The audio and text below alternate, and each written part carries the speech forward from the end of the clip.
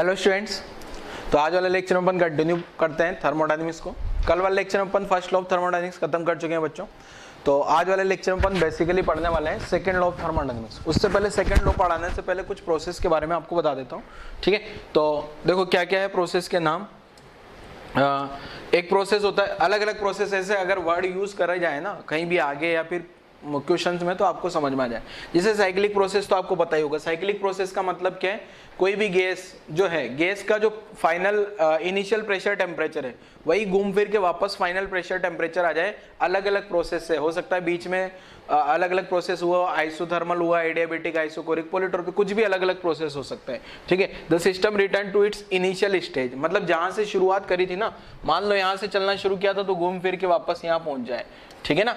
तो ऐसे प्रोसेस को अपन क्या नाम दे देते हैं बच्चे, साइक्लिक प्रोसेस, ठीक है। तो ये अपना हो गया साइक्लिक प्रोसेस, ठीक है। ऐसे नॉन साइक्लिक नाम से पता लग रहा है जो साइक्लिक नहीं होगा, जो साइक्लिक नहीं होगा ना वो नॉन साइक्लिक हो जाएगा, ठीक है। मतलब इनिशियल वापस जैसे यहाँ से चलना शुरू किया, यहाँ से चलना शुरू किया, यहाँ से चल के यहीं तक पहुंच पाया तो ये नॉन साइक्लिक हो गया, साइकिल कंप्लीट नहीं हुआ।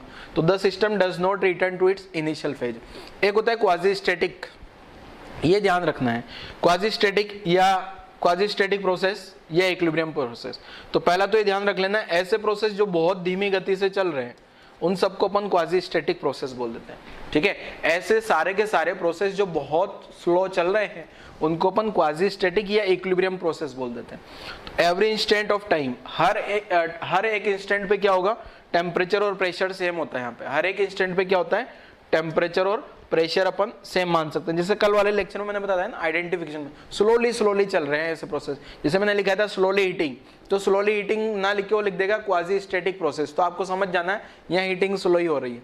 और एक बताया था ना, एक कंडक्टिंग कंटेनर में अगर फास्ट प्रोसेस होगा तो एडियाबेटिक होगा और स्लो होगा तो आइसोथर्मल होगा। तो बोल देगा आपको ये जो पिस्टन को मूव करा रहे हैं ये क्वाजी स्टैटिक लिए, इसका मतलब आपको समझ जाना है वो पिस्टन का मोशन धीरे धीरे है और प्रोसेस आइसोथर्मल है, ठीक है ना। तो ये वाला वर्ड बड़ा इंपॉर्टेंट हो जाता है, क्वाजी स्टैटिक वाला।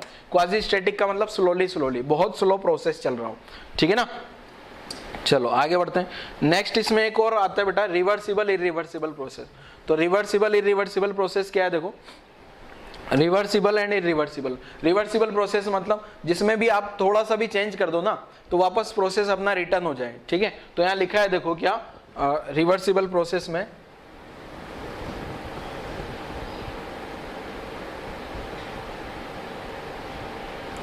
एक सेकंड, हाँ, तो रिवर्सिबल प्रोसेस में क्या लिखा है देखो, ए reversible process is one in which the changes in heat and work. Heat and work में आप थोड़ा सा भी चेंज कर दिया जाए तो heat and work of direct process from initial to final stage are exactly return in opposite sense.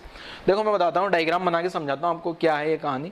जैसे मान लो यहाँ पे अपने पास जो है ना, जैसे ये एक हीटर है, यहाँ पे मैं हीटिंग कर रहा हूँ, ये नॉन कंडक्टिंग मान लिया और ये भी नॉन कंडक्टिंग मान लिया, और यहाँ एक पिस्टन है, ये पिस्टन आ गया अपने पास, ठीक है। और यहाँ मैंने एक हीटर लगा दिया, ठीक है, ये क्या आ गया अपने पास, हीटर आ गया, और ये गैस मॉलिक्यूल आ गया। तो अब ये हीटर जो हीट करेगा तो ये पिस्टन ऊपर जाएगा क्या, अब इसने हीट करना बंद कर दिया, मतलब हीट नहीं दे रहा हूँ तो ये पिस्टन नीचे आने लग जाएगा क्या। तो ये प्रोसेस को अपन बोल देंगे रिवर्सिबल प्रोसेस। जैसे मासलेस पिस्टन मान लिया, मासलेस, ठीक है, मासलेस पिस्टन है तो ग्रेविटी को छोड़ दो आप। जैसे आप हीट करोगे तो पिस्टन ऊपर जाएगा, ये नॉन कंडक्टिंग है ताकि अपना हीट बाहर भी नहीं जाए, नॉन कंडक्टिंग वॉल्स है, ठीक है। अब आप हीट करोगे तो ये पिस्टन ऊपर जाएगा और हीट करना बंद कर दोगे तो पिस्टन किधर आ जाएगा, नीचे। क्लियर है, हीट करोगे जब तक ये पिस्टन ऊपर जाएगा और हीट करना जैसे ही बंद कर दोगे आप, हीटिंग बंद कर दोगे तो ये पिस्टन किधर आने लगेगा, वापस से नीचे, ठीक है बच्चों। तो ऐसे प्रोसेस को अपन बोल देते हैं क्या, रिवर्सिबल प्रोसेस, ठीक है। तो ये रिवर्सिबल प्रोसेस आ गए, ठीक है। तो अब देखो यहाँ क्या है कहानी, और जो रिवर्सिबल नहीं होंगे वो हो जाएंगे अपने क्या, इरिवर्सिबल। इरिवर्सिबल में कुछ नहीं लिख रहा हूं मैं, डायरेक्ट ये लाइन लिख दिया, the process which is not reversible. ऐसे प्रोसेस जो रिवर्सिबल नहीं होंगे ना उनको अपन नाम दे देंगे क्या, इरिवर्सिबल प्रोसेस। सारे के सारे नेचुरल प्रोसेस जो है ना वो इरिवर्सिबल होते हैं। जैसे मेरी हाइट बढ़ रही है ना, मेरी हाइट जो बढ़ रही है लगातार बढ़ती ही रहेगी, कम थोड़ी हो जाएगी। ऐसा थोड़ी मैं कुछ चेंज करूं तो हाइट कम होने लग जाएगी। तो नेचुरल जो भी प्रोसेस है, नेचुरल प्रोसेस है, वो सब के सब क्या है, इरिवर्सिबल प्रोसेस। और एक चीज ध्यान रखना, जितने भी रिवर्सिबल प्रोसेस होंगे, रिवर्सिबल प्रोसेस स्लोली चलते हैं, धीरे धीरे चलते हैं। और रिवर्सिबल प्रोसेस स्लोली चलते हैं तो क्वाजी स्टैटिक हो जाएंगे क्या? सारे के सारे रिवर्सिबल प्रोसेस क्या होते हैं, स्लो चलते हैं, इसलिए ये क्वाजी स्टैटिक हो जाएंगे। बट हर एक क्वाजी स्टैटिक प्रोसेस रिवर्सिबल हो ऐसा जरूरी नहीं है, वो रिवर्सिबल भी हो सकते हैं और इरिवर्स, मतलब क्वाजी स्टैटिक है ना, इसका मतलब वो रिवर्सिबल इरिवर्सिबल दोनों हो सकता है। बट अगर रिवर्सिबल है तो डेफिनेटली क्वाजी स्टैटिक होगा। क्लियर है? All reversible process are quasi static also, but quasi static में भी रिवर्सिबल और इरिवर्सिबल। ठीक है, तो वीडियो पोस्ट करके आपको ये सारी कहानी लिख लेनी है हर एक प्रोसेस की। तो पहले वीडियो पोस्ट करके ये यहां से लिखना शुरू करो, ठीक है। फिर उसके बाद रिवर्सिबल इरिवर्सिबल लिख लेंगे, यहां तक लिखो जल्दी से वीडियो पोस्ट करके। 1 2 3 4 5 गायब। आगे ये भी लिख लो, रिवर्सिबल एंड इरिवर्सिबल। ठीक है, रिवर्सिबल इरिवर्सिबल लिख लो। फिर नेक्स्ट आगे समझते हैं क्या है। देखो चलो, जिसको ये डायग्राम बनाना है डायग्राम भी बना सकता है रिवर्सिबल के लिए। ठीक है, यहां क्या होगा, अगर हीटिंग होगी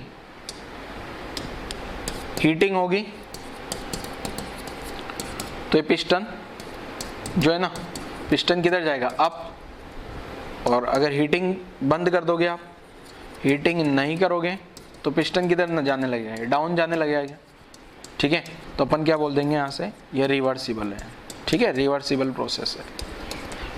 क्लियर है? स्लोली हीटिंग होनी चाहिए यहाँ पे। ठीक है, नोट कर लो। चलो अगली स्लाइड समझते हैं। नेक्स्ट स्लाइड आज वाले लेक्चर में अपन पढ़ने वाले बेसिकली सेकंड लॉ में। सेकंड लॉ जो है, नाम लिख दिया second law of thermodynamics, short में आप बोल सकते हो SLOT। ठीक है, सेकंड लॉ ऑफ थर्मोडायनामिक्स समझने से पहले, सेकंड लॉ ऑफ थर्मोडायनामिक्स समझने से पहले ये समझ में आना चाहिए कि जो फर्स्ट लॉ है वो अच्छे से समझ आ गया ना आपको। अब फर्स्ट लॉ की जो लिमिटेशंस मैंने बताई थी आपको प्रीवियस लेक्चर में, वो सब की सब अपन यहाँ पढ़ने वाले हैं। तो अपन सेकंड लॉ में दो बेसिक पार्ट पढ़ने वाले हैं। एक तो हीट इंजन के बारे में पढ़ेंगे, एक तो पढ़ेंगे हीट इंजन के बारे में, और दूसरा पढ़ेंगे रेफ्रिजरेटर के बारे में। हीट इंजन वाला पार्ट पढ़ के और वहां से जो है ना अपने पास एक स्टेटमेंट आएगा सेकंड लॉ का, उसको बोलते हैं केल्विन प्लैंक स्टेटमेंट। ऐसे रेफ्रिजरेटर पढ़ने के बाद भी एक स्टेटमेंट बनेगा, उसको बोलते हैं क्लासियस स्टेटमेंट। ठीक है, तो आज वाले लेक्चर में तो हीट इंजन हो पाएगा केवल, और नेक्स्ट वाले लेक्चर में अपन क्लासियस कर देंगे, देन थर्मोडायनामिक्स अपना खत्म हो जाएगा सेकंड लॉ के बाद। ठीक है, नोट कर लो जरा, इसमें कुछ ही नहीं है और यही है बस। अब यहाँ आता है पहले हीट इंजन। तो हीट इंजन क्या है देखो, इसके बारे में समझ लेते हैं। जैसा पिछली स्लाइड में बताया ना मैंने, दो चीजें पढ़ने वाले हैं, हीट इंजन और रेफ्रिजरेटर। तो heat engine Kelvin Planck statement आज पढ़ लेंगे, अगली क्लास में रेफ्रिजरेटर एंड क्लासियस हो जाएगा। क्लियर है? तो यहाँ पे जो है हीट इंजन क्या है देखो, इसको समझते हैं जरा। कोई भी बहुत सारे इंजन हो सकते हैं, अलग अलग टाइप के इंजन हो सकते हैं जो हीट के थ्रू काम करते हैं। तो देखो कैसे काम करते हैं। तो पहला पॉइंट तो क्या लिखा है मैंने, ये जो है ना, it is a device. Heat engine एक डिवाइस है, वो क्या करेगा, हीट को वर्क में कन्वर्ट कर देगा। It is a device which converts heat into work. अब हीट आएगी कहीं ना कहीं से और उसको ये किस में कन्वर्ट कर देगा, वर्क में। जैसे बाइक है, बाइक में जो है हीट आती है कहां से, पेट्रोल रहता है बाइक के अंदर, वो पेट्रोल बर्न होगा, पेट्रोल जलने से क्या होगा, हीट क्रिएट होगी। वो हीट जो है बाइक लेके, बाइक उस पहिए को रोटेट करती है और आप चल पाते हो। साथ में कुछ न कुछ हीट रिलीज भी होती है जो फालतू की होती है, जिसका कोई काम नहीं है, लॉस वाले पार्ट में जाती है, जो साइलेंसर के थ्रू जैसे गैस निकल रही है या साउंड। देखो हीट, वर्क, एनर्जी, क्या एनर्जी है ना ये सब। तो साउंड की फॉर्म में भी कुछ एनर्जी निकलती है, कुछ फ्रिक्शन की फॉर्म में जाती है, तभी तो टायर खत्म होते जाते हैं। तो देखो यहाँ क्या लिखा है, in a cyclic process, in a cycle लिख दिया, in a cycle of heat engine. कोई भी हीट इंजन जो, अच्छा ये सब जो काम करेंगे ना साइक्लिक प्रोसेस में काम करते हैं, फ्रिज और हीट इंजन दोनों। तो साइक्लिक प्रोसेस में क्या होगा, कभी हीट एब्जॉर्ब होगा कोई प्रोसेस में हीट रिलीज हो रहा होगा। ठीक है, तो अलग अलग प्रोसेस होते हैं, उन प्रोसेस का एफिशिएंसी क्या होती है। साइक्लिक प्रोसेस का एफिशिएंसी अपन ने प्रीवियस लेक्चर में देखा था क्या, कैसे निकालते हैं साइक्लिक प्रोसेस का एफिशिएंसी, ठीक है। प्रीवियस लेक्चर में आया था ना, एक लेक्चर में efficiency of cyclic process equal to total work done upon heat absorbed only. तो यहाँ पे भी यही है, देखो in a cycle heat engine the working substance absorb heat, जो भी वर्किंग सब्सटेंस होगा वो क्या करेगा, पहले तो हीट एब्जॉर्ब करेगा। कितना हीट एब्जॉर्ब किया अपन ने, मान लिया जो हीट एब्जॉर्ब किया है ना वो Q1 हीट मान लिया फ्रॉम हॉट रिजर्वायर। यहाँ पे हॉट रिजर्वायर, हॉट का मतलब ज्यादा टेम्परेचर होगा यहाँ पे, ठीक है ना, hot reservoir. And does some work, कुछ न कुछ वर्क डन करेगा, आउटपुट में कुछ न कुछ वर्क डन मिलेगा। एंड रिजेक्टेड रिमेनिंग हीट करेगा एट कोल्ड रिजर्वायर। कोल्ड मतलब जहां का टेम्परेचर कम होने वाला है। क्लियर है कहानी। तो अब अपन जो है यहाँ पे मैं एक हीट इंजन बना के बताता हूँ, देखो आपको कि हीट इंजन कैसे काम करता है। मान लो ये एक इंजन है, ये अपने पास ये आ गया क्या, हीट इंजन आ गया। तो ध्यान से देखना बेटा, अगर मान लो इधर वाला टेम्परेचर जो है ये हॉट रिजर्वायर है,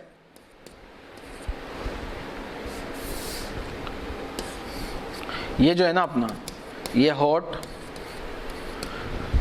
रिजर्वायर, ठीक है, और इसका टेम्परेचर जो है T1 मान लिया, ठीक है। ऐसे ही जो है यहां पे भी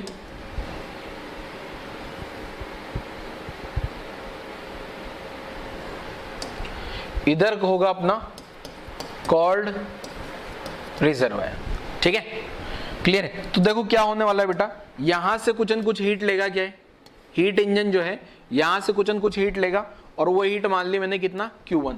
यहां लिखा भी है वर्किंग सब्सटेंस जो भी होगा हीट एब्जॉर्ब करेगा Q1, कहां से, फ्रॉम हॉट रिजर्वायर, और T1 वहां का टेम्परेचर हो गया, ठीक है। साथ में मुझे कुछ न कुछ वर्क डन मिलेगा, आउटपुट वर्क डन हो गया, क्या ये आउटपुट वर्क डन हो गया,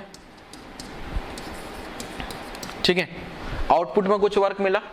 एंड कुछ हीट जो है लॉस पार्ट में चली जाएगी Q2, ये रिलीज हीट है क्या, तो Q1 तो क्या हो गया, Q1 तो heat absorb from high temperature या हॉट रिजर्वायर, Q2 क्या हो गया, heat release at cold reservoir, ठीक है, या लो टेम्परेचर, यहाँ का टेम्परेचर T2 मान लिया, और W क्या हो गया, जो भी आउटपुट में आपको वर्क मिला है, ठीक है। तो यहां से Q1 जो है, Q1 तो क्या है बेटा अपने पास, heat absorb from hot reservoir, ठीक है। और ऐसे Q2 क्या हो जाएगा, ये हो जाएगा heat release at cold reservoir. T1 क्या हो जाएगा, इसको सिंपल हाई टेम्परेचर बोल दूं, या temperature of hot reservoir. T2 क्या बोल दूं, temperature of low reservoir. W क्या हो जाएगा अपने पास, नेट वर्क डन, ठीक है, net work done in cycle, जो भी साइकिल चला है ना उस साइकिल में टोटल वर्क डन कितना हुआ है। क्लियर है। अब मुझे अगर एफिशिएंसी निकालनी है बेटा, तो एफिशिएंसी निकालने के लिए आपको पता होगा एफिशिएंसी ऑफ साइकिल क्या लिखा था अपन ने, साइक्लिक प्रोसेस का एफिशिएंसी क्या होता है, आपको बताया था क्या, total work done upon heat जो लिखते हैं ना वो केवल एब्जॉर्ब वाला हीट लिखना होता है। तो पहले आप यहां से लिखना शुरू करो हीट इंजन से, और यहां तक की पूरी कहानी लिख लो, ठीक है। फिर वीडियो पोस्ट करके इसकी कैलकुलेशन समझाता हूं मैं क्या है कैलकुलेशन, आप वीडियो पोस्ट करके लिखो, फिर कैलकुलेशन समझाता हूं मैं क्या है।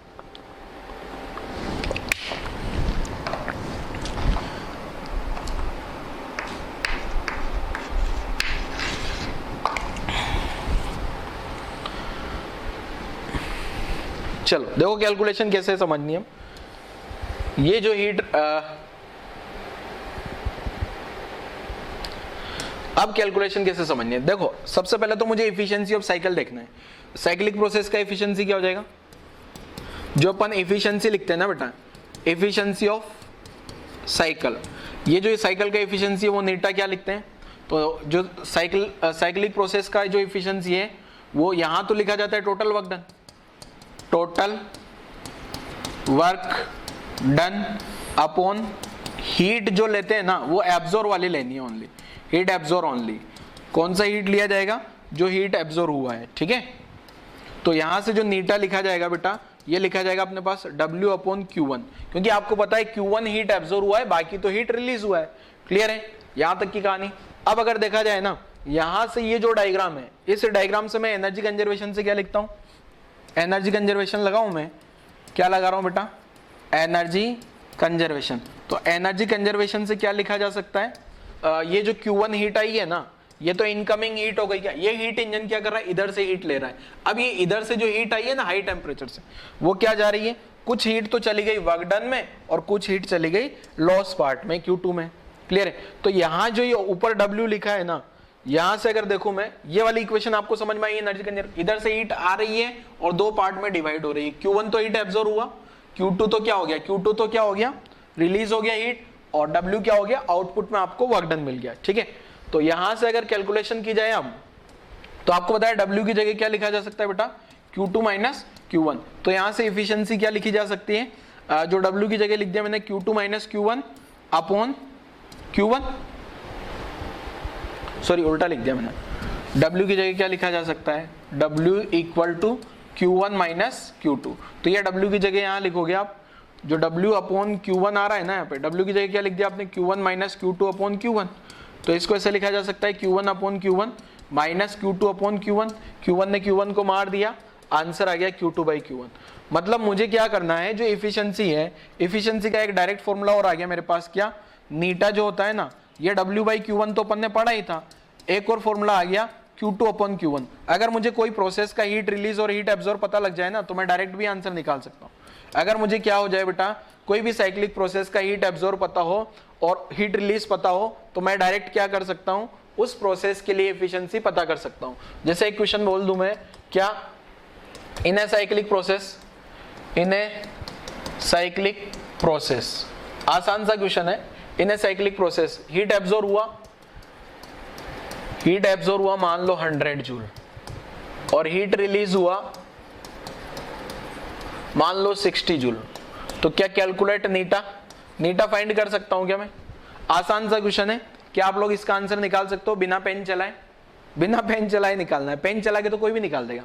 तो देखो नीटा क्या आ जाएगा, नीटा यहाँ 1 है क्या, 1 माइनस ऊपर जो Q2 है, Q2 क्या हीट रिलीज और Q1 क्या है हीट एब्जॉर्ब। तो 1 माइनस हीट रिलीज कितना हुआ 60 अपॉन 100, तो 1 माइनस 3/5 हो गया क्या, तो आंसर हो जाएगा 2/5। 1 माइनस 60, ये 60 अपॉन 100 करूंगा ना, 60 अपॉन 100 को 3/5 लिख दूं, तो अपना आंसर हो जाएगा 2/5। और 2/5 को अगर आप परसेंटेज में कैलकुलेट करोगे तो एफिशिएंसी आ जाएगी 40%। देखो क्या लिखा मैंने, eta equal to 1 minus Q2 upon Q1। ठीक है। तो नीटा आ जाएगा अपना क्या, 1 माइनस 60/100, 60/100। तो यहां से नीटा की जो वैल्यू आ गई 1 माइनस 3/5, तो नीटा का वैल्यू आ गया 2/5। ठीक है। परसेंटेज नीटा निकालोगे 100 का मल्टीप्लाई कर देना तो 40% आ जाएगा। ठीक है। तो ये अपना एक क्वेश्चन सोल्व हो गया, आसान सा क्वेश्चन था क्या। ठीक है। तो ये इस टाइप से क्वेश्चन भी दिया जा सकता है, मतलब आपको डायरेक्ट अगर साइक्लिक प्रोसेस का हीट एब्जॉर्ब पता है, हीट रिलीज पता है, तो डायरेक्ट एफिशिएंसी निकाल सकते हो। क्लियर है, यहां तक की कहानी क्लियर है। तो वीडियो पॉज करके नोट कर लो जरा यहां तक की कहानी।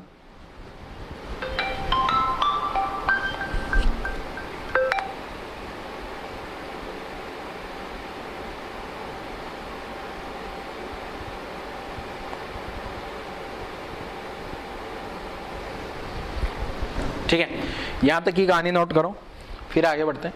चलो अब अगर मान लो एक स्पेशल टाइप का साइकिल होता है बेटा, बड़ा इंपॉर्टेंट है, कार्नोट साइकिल। कार्नोट साइकिल क्या है आज वाले लेक्चर में लास्ट में बता दूंगा, बट आपको ये याद रखना है कि अगर कार्नोट साइकिल दिया गया है, कौन सा साइकिल, कार्नोट साइकिल, तो उसमें जो Q2 अपॉन Q1 है ना, बहुत इंपॉर्टेंट फॉर्मूला है बेटा, JEE नीट सब में क्वेश्चन आता है। देखो आपको क्या करना है, Q2 अपॉन Q1 की जगह क्या लिख देना है, सिंपल T2/T1। ठीक है, बहुत इंपॉर्टेंट फॉर्मूला, बहुत ज्यादा इंपॉर्टेंट।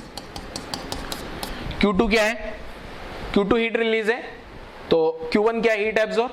Q2 है heat release, Q1 heat absorb, बरोबर T2 अपॉन T1 है। तो यहां से जो नीटा निकल के आता है ना मेरे पास, नीटा का जो फॉर्मूला था, सबसे पहले तो नीटा का फॉर्मूला क्या है बेटा अपने पास, नीटा का जो फॉर्मूला आया अपने पास W/Q1, मतलब total work done upon heat absorb.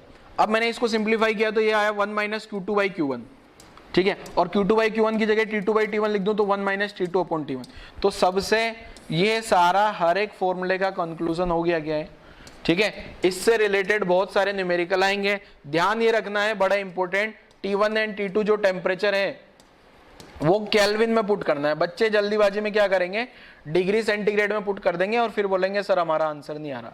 ठीक है, तो ध्यान रखना है जो टेम्परेचर है T1 एंड T2 उनको आपको केल्विन में ही पुट करना है। क्लियर है? ठीक है, तो ये फॉर्मूला आपको देखो, ये फॉर्मूला याद रखो, ये याद रखो, सब ये वाला फॉर्मूला याद कर लेते हैं। मतलब यहाँ स्टार लगाने की जरूरत नहीं है, यहाँ स्टार मत लगाना आप लोग और यहाँ भी स्टार मत लगाना। ठीक है, अपने पास ये फाइनल ये वाला फॉर्मूला याद रखना है, W/Q1 net heat net work done upon heat absorb. वहां से अपन ने सिंप्लीफाई किया तो 1 - Q2/Q1, 1 - Q2 क्या है हीट रिलीज, Q1 क्या है हीट एब्जॉर्ब, बरोबर 1 - T2/T1। T2 क्या है लो टेम्परेचर जो होता ना, लो टेम्परेचर जो कोल्ड रिजर्वायर था जहां हीट रिलीज हो रही थी। ठीक है, और T1 क्या है हाई टेम्परेचर जहां से हीट एब्जॉर्ब हो रही है। क्लियर है? तो यहां तक की कहानी लिख लो, फॉर्मूले पे स्टार मार्क लगा लेना, बहुत ज्यादा इंपॉर्टेंट फॉर्मूला है बेटा ये। ठीक है, बहुत ज्यादा इंपॉर्टेंट फॉर्मूला है। अब इससे रिलेटेड न्यूमेरिकल भी कर लेंगे भी आगे अपन। यहां तक की कहानी नोट करो पहले आप लोग, यहां तक की कहानी नोट कर लो।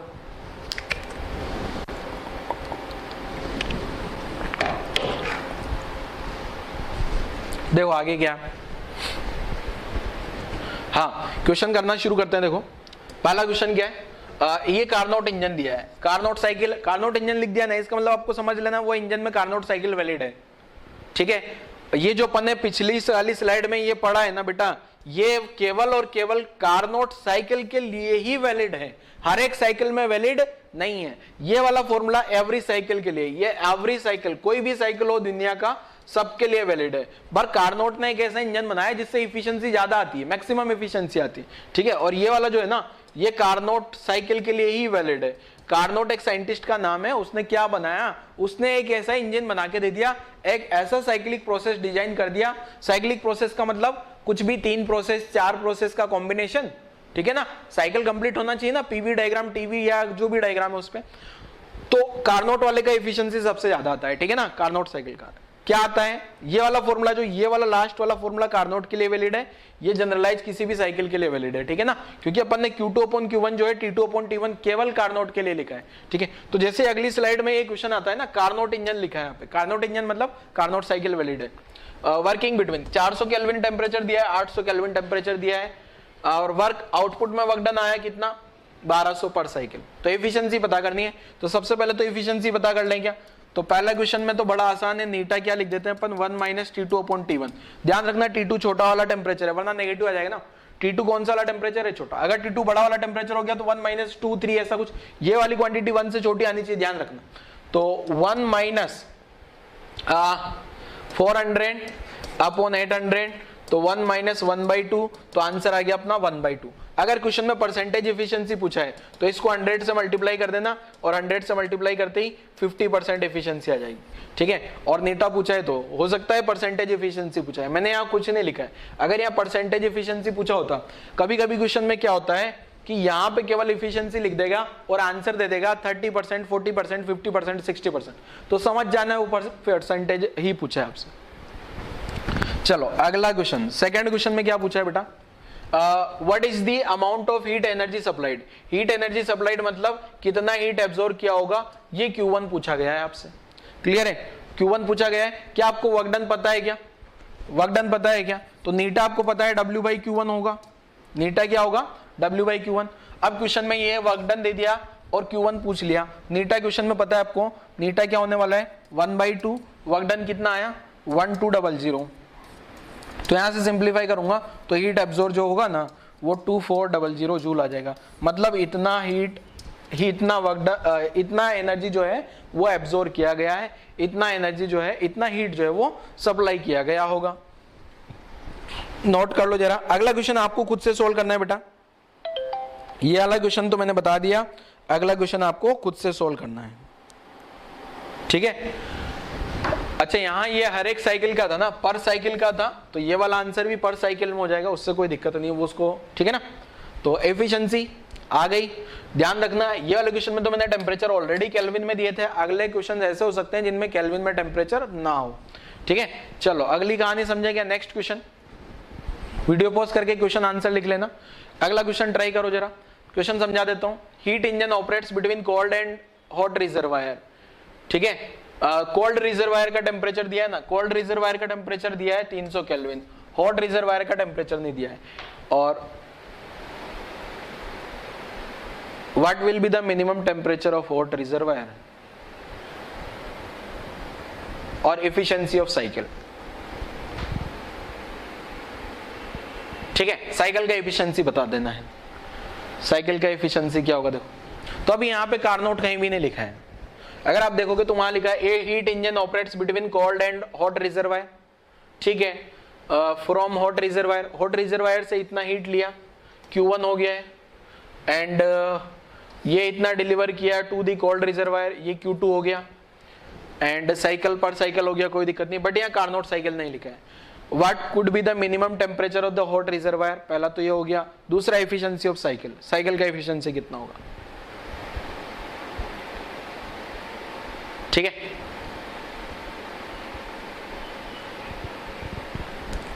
तो यहां लिख देना एक और, at this minimum temperature, at this minimum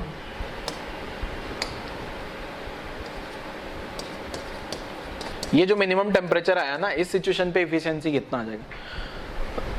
तो देखो पहले तो समझ लें, जो एफिशिएंसी होती है ना अपने पास,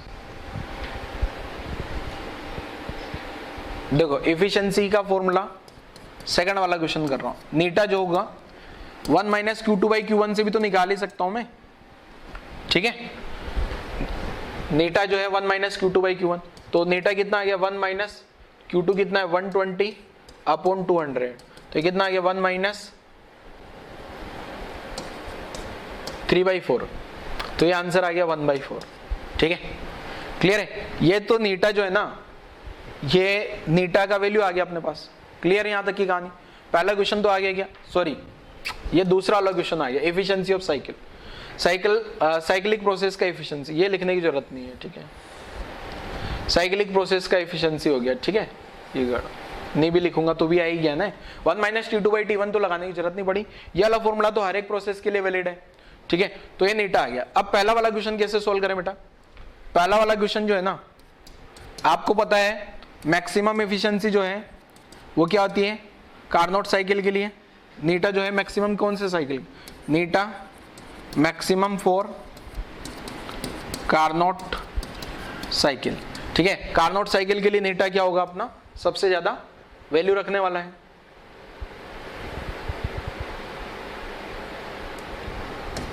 ठीक है, अब जो है ये नीटा का जो मैक्सिमम वैल्यू है वो कितना हो जाएगा 1 माइनस T2 अपॉन T1। तो ये जो 1/4 आया है ना, ये तो नीटा है ना, ये मैक्सिमम से तो छोटा ही होगा, तो 1/4 less than 1 minus T2 by T1। ठीक है, इक्वलिटी भी लगा देते, तो यहां से सिंप्लीफाई करूंगा, तो ये T2 upon T1 less than equal to 1 minus 1/4। अब T2 कौन सा वाला टेम्परेचर हो गया, अब सुनना, कोल्ड वाला टेम्परेचर T2 दिया है क्या आपको, और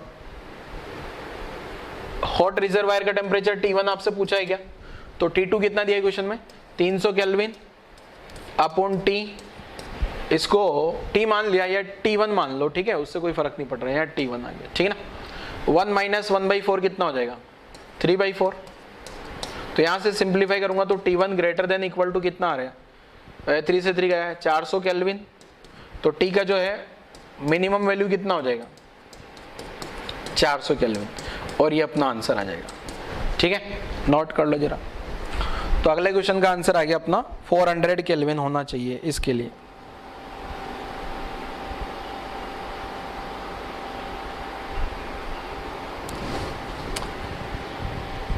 एक सेकेंड, 4 4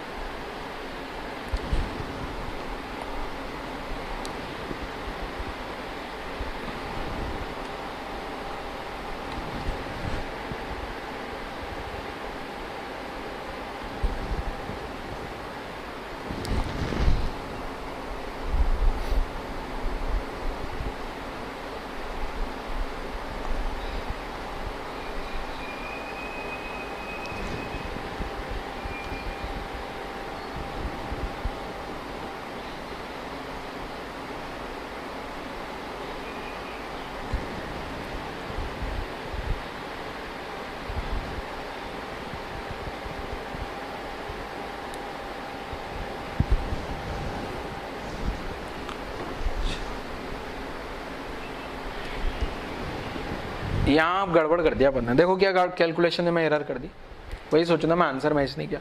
देखो यहाँ तो ये गड़बड़ हो गया, ये 0 से 0 तो कट हो गया, यहाँ आएगा 4 से कैंसिल आउट होगा 3 बार और 4 से कैंसिल आउट होगा 5 बार, तो यहाँ 3/5 आने वाला है। यहाँ क्या आएगा 3/5, यहाँ 3/5 आएगा ना, तो यहाँ पे जो आ जाएगा अपने पास ये आ जाएगा 2/5, ठीक है। तो पहला तो ये गड़बड़ कर दिया, तो पहला आंसर है, ठीक है ना। और यहाँ भी आपने 2/5 कर देना है, यहाँ भी 2/5 कर दोगे और 1 माइनस यहाँ भी 2/5 कर दोगे, 1 माइनस 2/5, तो 1 माइनस 2/5 करूँगा तो 3/5 हो जाएगा और यहाँ 500 केल्विन हो जाएगा, ठीक है। तो ये वाला आंसर हो जाएगा अपना 500 केल्विन। क्लियर है, इसलिए आंसर मैच नहीं कर रहा था। कैलकुलेशन चेक कर लेना आप एक बार, कैलकुलेशन एरर हो गई थी। तो यही गलती है, अपन भी जल्दीबाजी में ठीक है हो जाती है एरर, तो आपको ध्यान रखना। जैसे मैंने क्या गलती कर दी, मुझे लगा वो देखो 5 × 4 20 होता है ना, तो मैंने 5 × 4 20 है ना, तो मैंने ये यहाँ 5 की वजह 4 लिख लिया वो, और अपना आंसर पूरा मैच ही नहीं कर रहा था, ठीक है। मैंने जो आंसर दिया था उसका 500 केल्विन आना चाहिए था, पर 400 केल्विन आया, ठीक है। तो चेक कर लो जरा, वीडियो पॉज करके अपना आंसर सोल्व कर लो। फर्स्ट मैंने उल्टा लिख दिया यहाँ पे, पहले सेकंड क्वेश्चन सोल्व किया, देन फिर फर्स्ट क्वेश्चन सोल्व कर दिया, ठीक है। नोट कर लो जरा कहानी। अगला क्वेश्चन खुद से सोल्व करो, अगेन वीडियो पॉज करो और ये वाला क्वेश्चन सोल्व करो।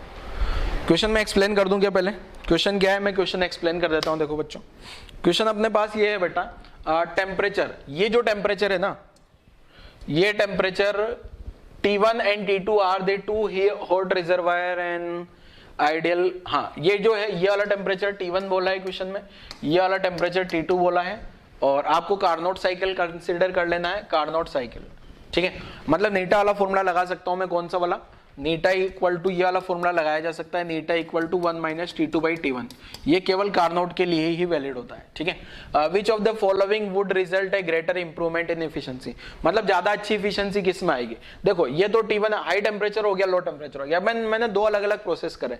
पहले में तो क्या किया, देखो मैंने T1 को इंक्रीज कर दिया 100 से, T1 को 100 से बढ़ा दूं।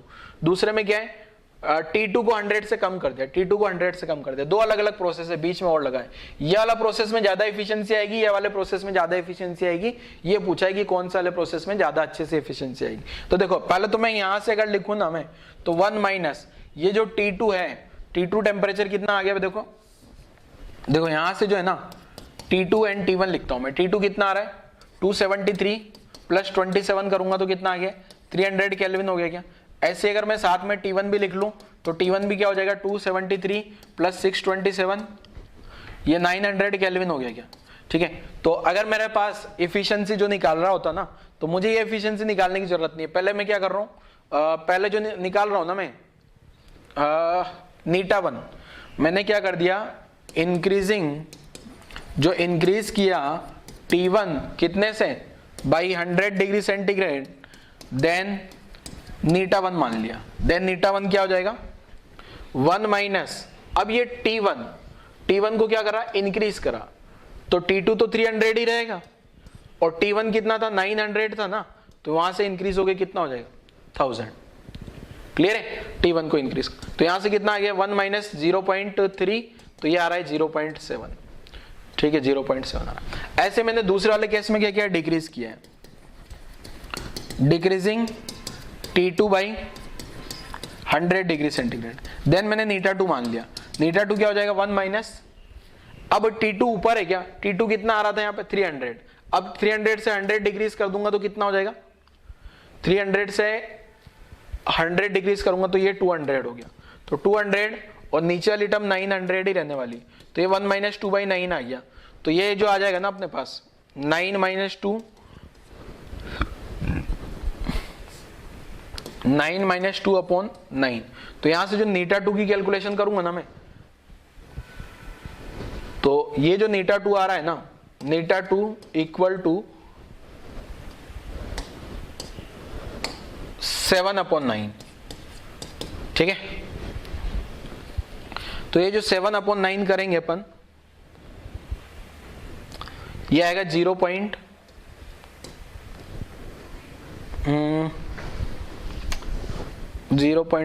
से तो कम ही आने वाला है शायद,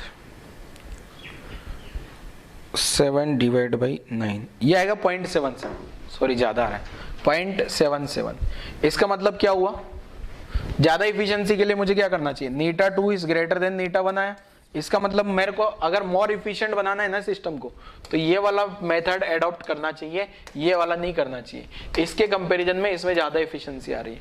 मतलब मैं क्या करूँ, हॉट रिजर्वायर का, ये T1 हाई टेम्परेचर है क्या, हॉट रिजर्वायर का टेम्परेचर बढ़ाने से ज़्यादा अच्छा क्या है, कोल्ड रिजर्वायर का टेम्परेचर कम कर दो 100 से, पर बराबर बराबर ही देखना है 100। अब किसी बच्चे के दिमाग में आ रहा होगा कि सर यहाँ 100 तो डिग्री सेंटीग्रेड में, केल्विन में, केल्विन फेल्विन में करोगे सब सेम आएगा, चेंज इन टेम्परेचर है ना बेटा, चेंज इन टेम्परेचर तो डिग्री सेंटीग्रेड केल्विन में दोनों में बराबर बराबर आता है क्या, ठीक है। तो इसमें एफिशिएंसी ज्यादा अच्छी है कि इसमें डिक्रीजिंग वाले में, तो डिक्रीजिंग वाला मेथड अडॉप्ट करना चाहिए। नोट कर लो जरा कहानी, आगे की कहानी समझते हैं फिर इससे।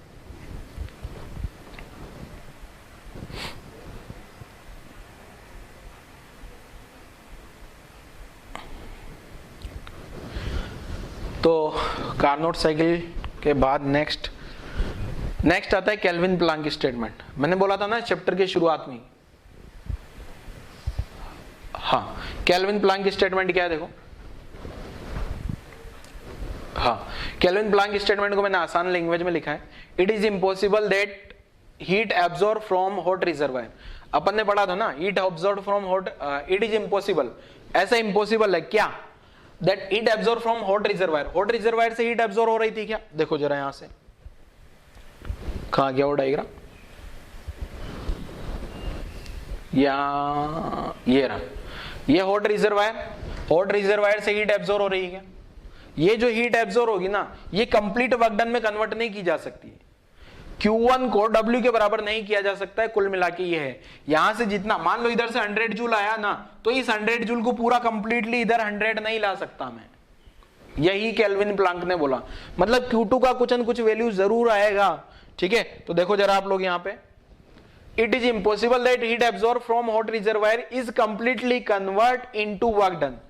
ये ऐसा इम्पॉसिबल है, ऐसा हो ही नहीं सकता। क्या नहीं हो सकता, देखो ये जो Q1 है ना, ये W के बराबर नहीं हो सकता कभी भी। क्लियर है, क्यों नहीं हो सकता, अगर Q1 का वैल्यू W के बराबर कर दूंगा तो नीटा का वैल्यू 1 आ जाएगा, इसका मतलब 100% इफिशिएंट बन गया ना सिस्टम, 100% इफिशिएंट सिस्टम बन गया, जो कि नॉट पॉसिबल, ऐसा पॉसिबल नहीं है, यह नॉट पॉसिबल है। क्लियर है, या इम्पॉसिबल है, ठीक है। Q2 जो है वो 0 नहीं हो सकता, अगर ये दोनों बराबर बराबर होगी तो Q2 0 हो जाएगा ना। मतलब कुल मिला के अगर बोला जाए तो 100% इफिशिएंसी पॉसिबल नहीं है, 100% इफिशिएंट हीट इंजन जो है ना, ये नहीं बनाया जा सकता। 100% इफिशिएंट हीट इंजन, ये जो है ये ऐसी बात इम्पॉसिबल है, 100% इफिशिएंट इंजन हो ही नहीं सकता। मतलब ऐसा कोई दुनिया में हीट इंजन नहीं हो सकता जिसकी इफिशिएंसी 100% हो जाए। मतलब जो कोई भी लॉस, कम जरूर कर सकते हैं, Q2 का वैल्यू कम कर सकते हैं, पर ऐसा नहीं कि Q2 को अगर ये Q1 और W बराबर हो गया इसका मतलब तो Q2 0 हो गया, ऐसा तो पॉसिबल ही नहीं है, ठीक है। तो यही केल्विन प्लैंक स्टेटमेंट में बोलता है, इट इज इम्पॉसिबल। क्या इम्पॉसिबल है कि ये दोनों बराबर बराबर नहीं हो सकते, Q1 और W बराबर बराबर नहीं हो सकते, ठीक है। नॉट इक्वल टू चलेगा, क्लियर है। It is impossible that heat absorb from hot reservoir is completely convert into work done. Note कर लो जरा इसको, ये नीचे वाली कहानी भी लिख लेना आप ऐसे।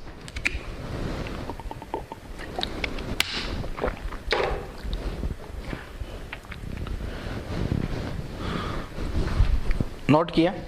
अब देखो इसी को बुक्स में ऐसे भी लिखा होता है, बट उसको लिखने की जरूरत नहीं है आपको, ठीक है। मैंने आसान लैंग्वेज लिख दी आपके लिए। केल्विन प्लैंक स्टेटमेंट बुक्स में या आप कहीं देखोगे ना तो ऐसे लिखा होता है, no process is possible whose sole result is absorption of heat from reservoir and complete conversion of heat into work, ठीक है। कंप्लीट पूरा का पूरा वर्क में नहीं जा सकता। अपनी आसान सी लैंग्वेज याद रखो आप, it is impossible that heat absorb from hot reservoir is completely convert into work done. ऐसा पॉसिबल नहीं है। क्या नहीं पॉसिबल है, जितना हीट एब्जॉर्ब होगा पूरा का पूरा वर्क में नहीं जा सकता। चलो नेक्स्ट, हाँ तो नोट कर लो जरा इसको, वीडियो पॉज करके यहां तक की कहानी नोट करो।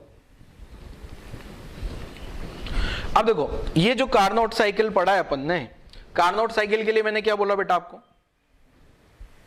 यहां से आपको पता है ये कार्नोट साइकिल के लिए मैंने एक लाइन बोली है, ठीक है, कार्नोट साइकिल ये रहा।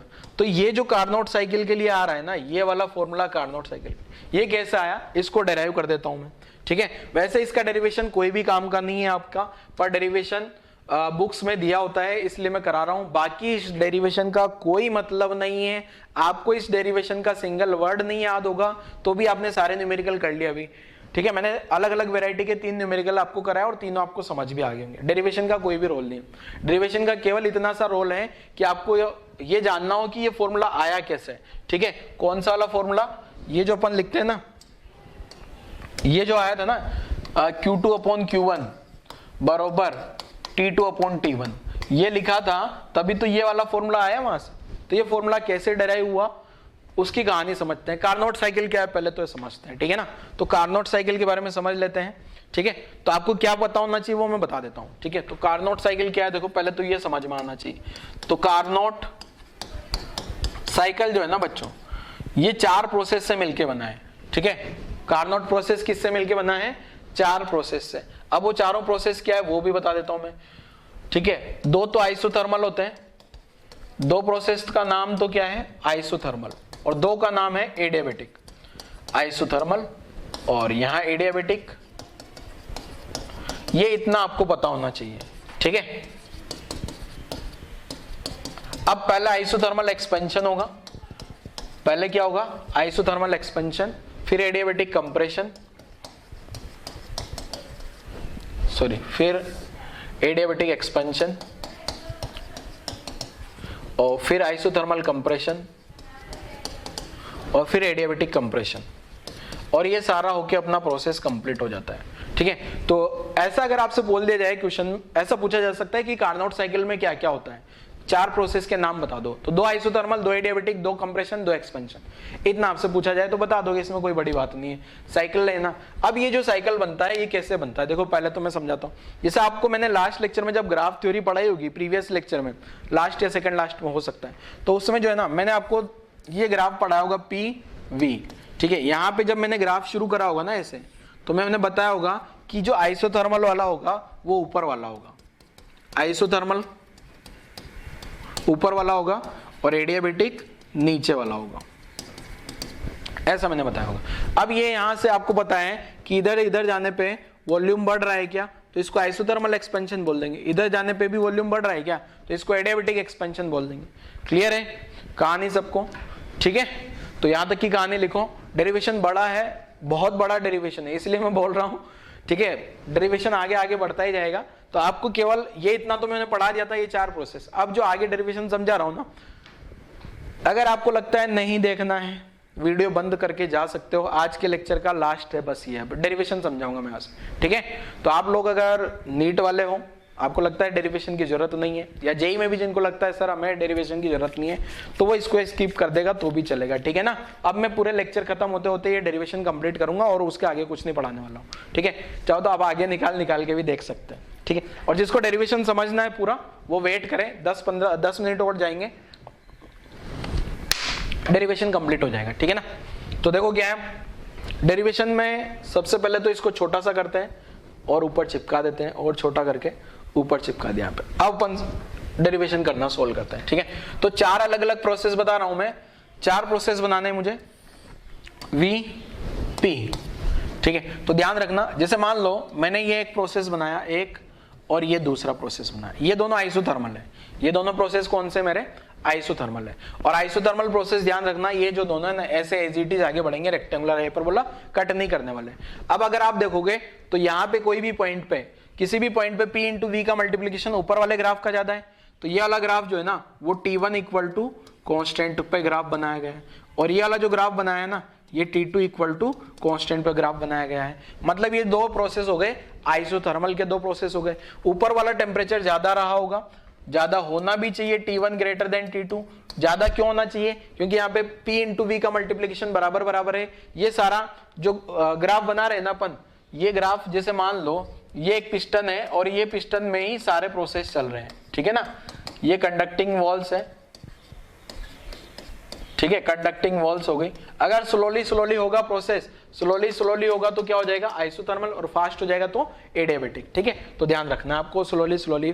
तो अब मैं क्या कर रहा हूं, धीरे धीरे मैंने क्या किया, वॉल्यूम एक्सपांड किया, हाई टेम्परेचर। अब देखो यहाँ पे गैस मॉलिक्यूल तो फिक्स है ना, तो चाहे मैं ये वाला ग्राफ अलग अलग टेम्परेचर पे खींचूंगा तो number of gas molecule fix है, तो P इंटू वी, PV बरोबर nRT लिखूंगा ना, PV इक्वल टू nRT। तो मुझे पता है कि ये वाले ग्राफ पे P इंटू वी का मल्टीप्लीकेशन ज्यादा आ रहा है, ये ऊपर है ना, तो यहाँ वॉल्यूम भी ज्यादा है और प्रेशर भी ज्यादा है। इस पे अगर देखूंगा तो प्रेशर भी कम है, वॉल्यूम भी कम है, इसलिए यहाँ का टेम्परेचर P इंटू वी दोनों का मल्टीप्लीकेशन ज्यादा तो ज्यादा टेम्परेचर, दोनों का मल्टीप्लीकेशन कम तो कम टेम्परेचर। तो T2 मैंने नीचे बनाया है। ठीक है, दो ग्राफ समझ में आ गए, दोनों के दोनों क्या है, एडियाबेटिक के ग्राफ है। दोनों के दोनों ग्राफ कौन से, सॉरी, दोनों के दोनों ग्राफ पे टेम्परेचर कांस्टेंट है, इसका मतलब आइसोथर्मल होंगे। अब दो ग्राफ एडियाबेटिक भी बना रहा हूं मैं, तो ध्यान से देखना जरा। एक तो ग्राफ ये बना दिया एडियाबेटिक का, ठीक है।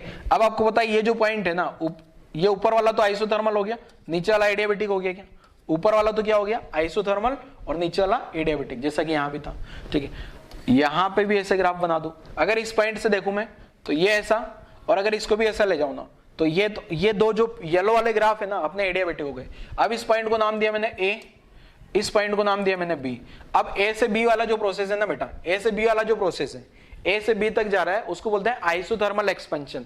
और बी से सी तक जो जा रहा है ना, बी से सी, इसको बोलते हैं एडियाबेटिक एक्सपेंशन।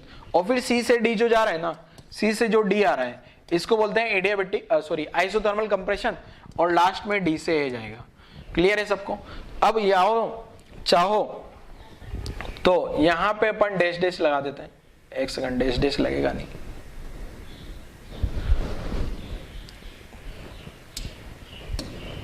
ये डैश कर दिया, ठीक है ना, क्योंकि प्रोसेस तो डी पॉइंट पे आके खत्म हो गया ना, ज्यादा डैश नहीं करूंगा वरना पूरा डायग्राम गड़बड़ हो जाएगा।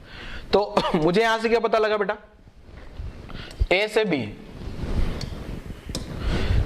बी तो क्या हो गया अपना, ए से बी जो प्रोसेस है वो तो क्या हो गया, आइसोथर्मल एक्सपेंशन। ठीक है, और बी टू सी क्या हो जाएगा, एडियाबेटिक एक्सपेंशन। क्लियर है।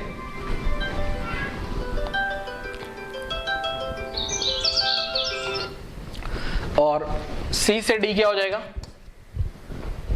Isothermal compression. ठीक है, और डी टू ए क्या हो जाएगा, D to A adiabatic compression. Clear है, ध्यान से समझना बेटा, फटाफट से बताऊंगा मैं डायरेक्शन। तो देखो मुझे क्या चाहिए, नीटा। अब मैं हीट इंजन के लिए नहीं डायरेक्ट बात कर रहा हूं, डायरेक्ट मुझे इतना तो पता है for heat engine, for engine.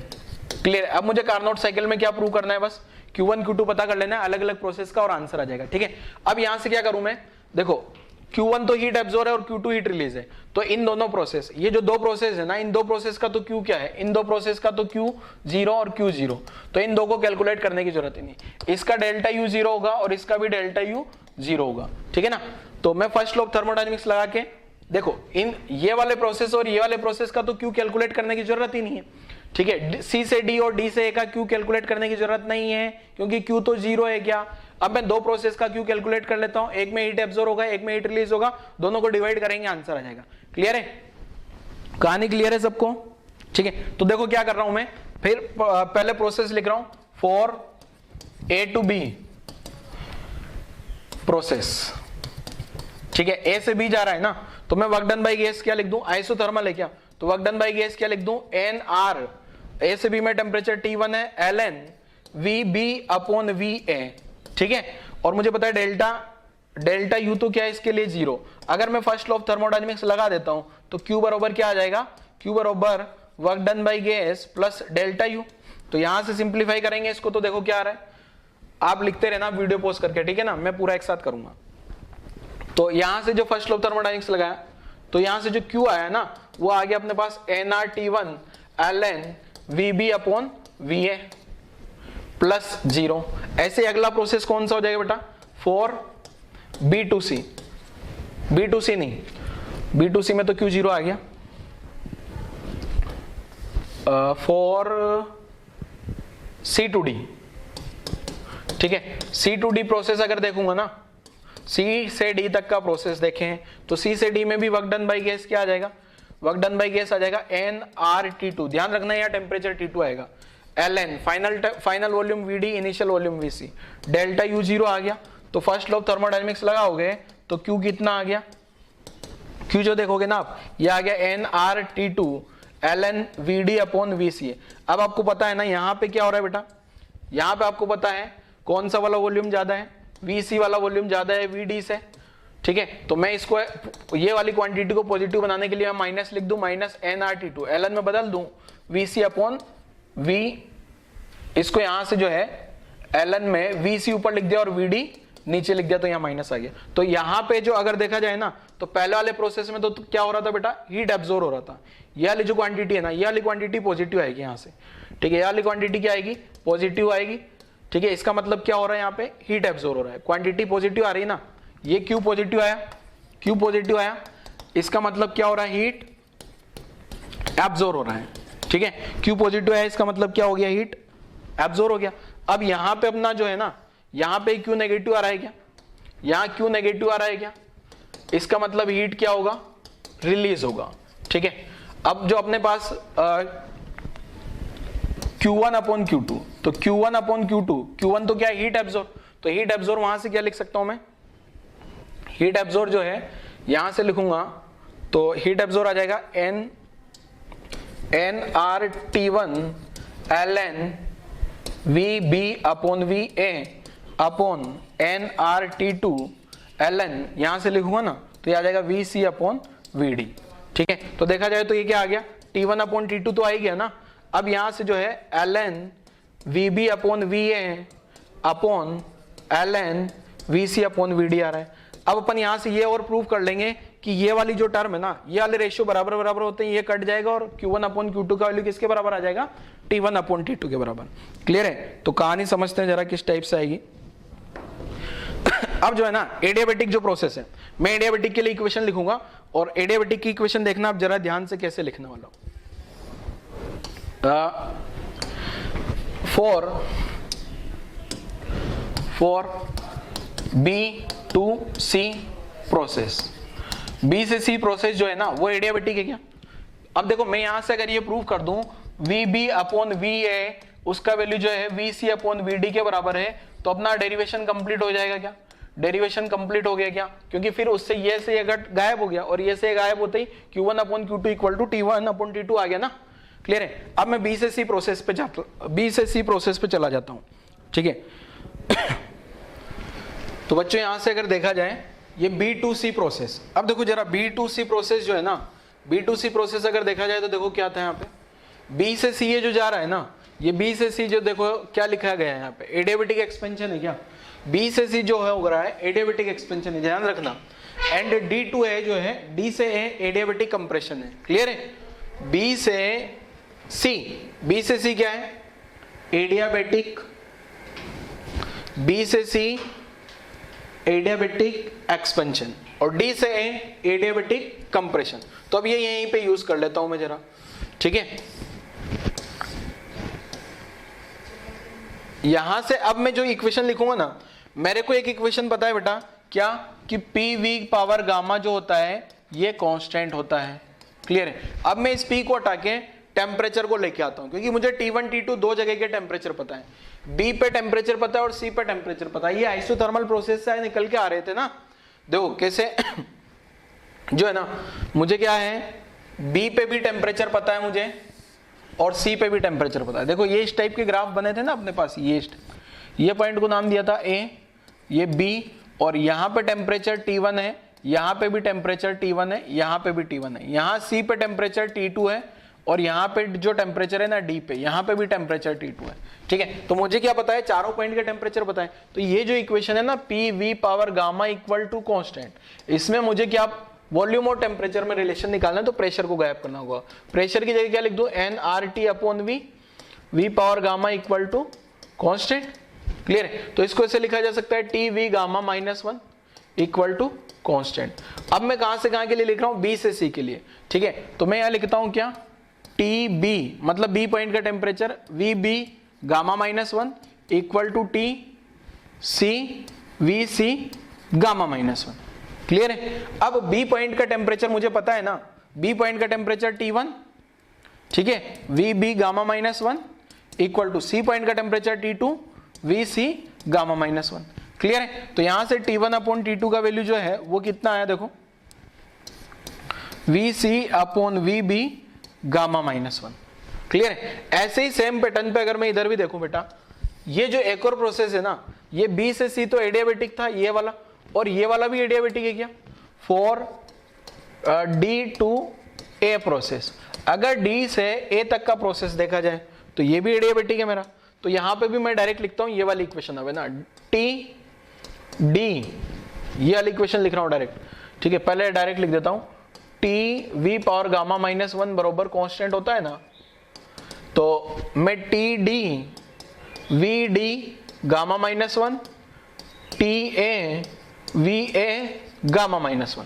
Clear है। अब डी का टेम्परेचर तो क्या है, डी का टेम्परेचर T2 लिखा है ना, क्योंकि ये वाला जो पूरा प्रोसेस है ना, ये वाला प्रोसेस आइसोथर्मल है, T2 टेम्परेचर पे, ऊपर वाला T1 टेम्परेचर। तो यहाँ T2 V D gamma minus 1 T A point का टेम्परेचर अगेन T1 हो गया, V A gamma minus 1। Simplify करूंगा तो T1 अपॉन T2 कितना आ रहा है यहाँ से अगर T1 V D upon V A gamma minus 1, इसको इक्वेशन 1 नाम दे दूं, इसको इक्वेशन देखो यहां से एक काम करते हैं, इक्वेशन नाम दूंगा तो यहां से ना इसको नाम दे रहा हूं इक्वेशन, एक सेकेंड। अब यहां से अगर T1 अपॉन T2 बराबर बराबर करा दूं, एक सेकेंड, इसको इक्वेशन नंबर 1 इसको दे देता हूं, और नीटा देखो क्या है, ये वाली इक्वेशन है ना, ये वाली इक्वेशन को मैं 1 नाम दिया, ठीक है। और ऊपर बढ़ता हूं, और एक इक्वेशन अपने पास ये आई थी, इसको इक्वेशन 2 नाम दिया, ठीक है। ये वाली इक्वेशन को नाम दिया अपन ने क्या, ये वाली इक्वेशन को 3 नाम दिया, और ये वाली इक्वेशन को 4 नाम दिया। अब मैं इक्वेशन 3 एंड 4 से क्या लिख सकता हूं, from equation 3 and 4, from equation 3rd and 4th, तो V C upon V B power gamma minus 1 equal to V D upon V B gamma minus 1। Gamma minus 1 से गामा माइनस 1 गायब हो जाएगा। अब देखो जरा, मेरे को क्या चाहिए था, यहां से क्या निकल गया है मेरे पास, V C upon V B equal to V D upon V B. मैं इसको ऐसे लिख दूं तो चलेगा क्या, यहां वी ए आएगा एक जगह,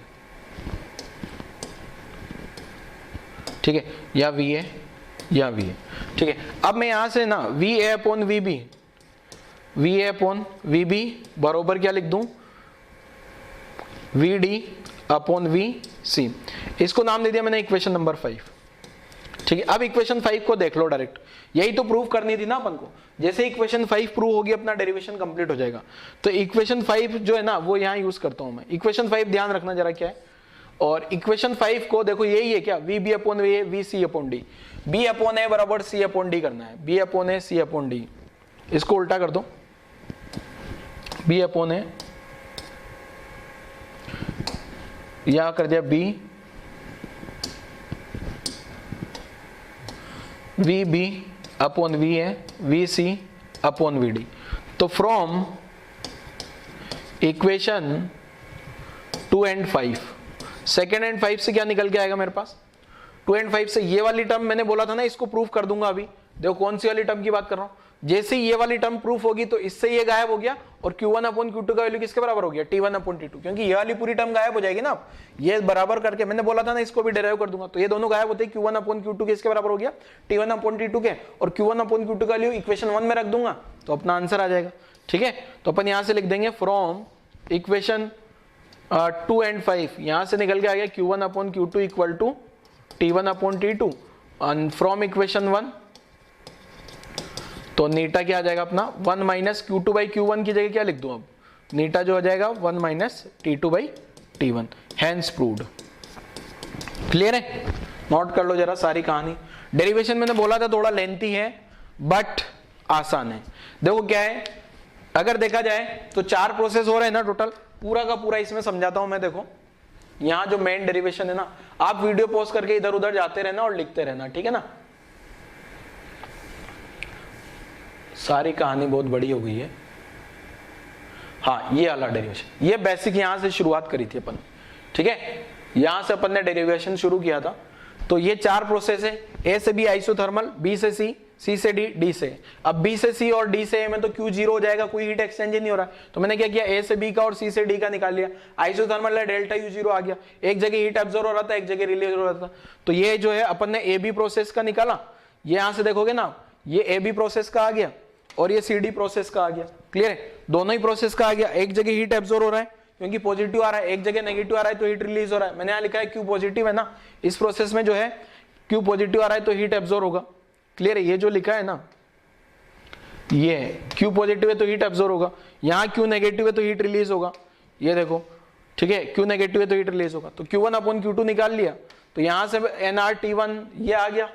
अब मैंने बोला कि ये VB upon VA, VC upon VD के बराबर प्रूव कर देंगे अभी अपन। इससे ये कट होगा तो T1 अपॉन T2 आ गया, आंसर आ गया। अब ये वाला पूरा प्रूफ करने के लिए मुझे 2 एडियाबेटिक प्रोसेस का इक्वेशन को काम में लेना होगा, B से C और D to A, और मैंने PV गामा को TV में बदलना पड़ेगा। TV में बदलूंगा तो आंसर आ जाएगा, ठीक है बच्चों। तो ये इस टाइप से अपन ने कार्नोट साइकिल का एफिशिएंसी के बारे में पढ़ लिया। कार्नोट साइकिल का एफिशिएंसी का डेरिवेशन कर लिया। मैं फिर बता रहा हूं, डेरिवेशन कुछ भी काम का नहीं है, आपको केवल ये स्टेटमेंट पता हो, ये फॉर्मूला पता होना चाहिए बस। ये फॉर्मूला अगर आपको पता होगा ना, Carnot cycle Q2 upon Q1 बराबर T2 अपॉन T1, बस कहानी खत्म। Q1 क्या है, हीट एब्जॉर्ब, Q2 क्या है, हीट रिलीज, बस। ठीक है ना, क्लियर है। पूरा सब कुछ याद करने की, डेरिवेशन की कोई जरूरत नहीं है। क्लियर बच्चों, तो वीडियो पॉज करके आप लोग डेरिवेशन लिख लेना जिसको लिखना है, बाकी कंपलसरी नहीं। ठीक है, तो आज वाला लेक्चर यहीं क्लोज करते हैं। नेक्स्ट लेक्चर में अपन फ्रिज के बारे में पढ़ेंगे, रेफ्रिजरेटर क्या है बच्चों। ठीक है, तो लेक्चर क्लोज करते हैं। Thank you.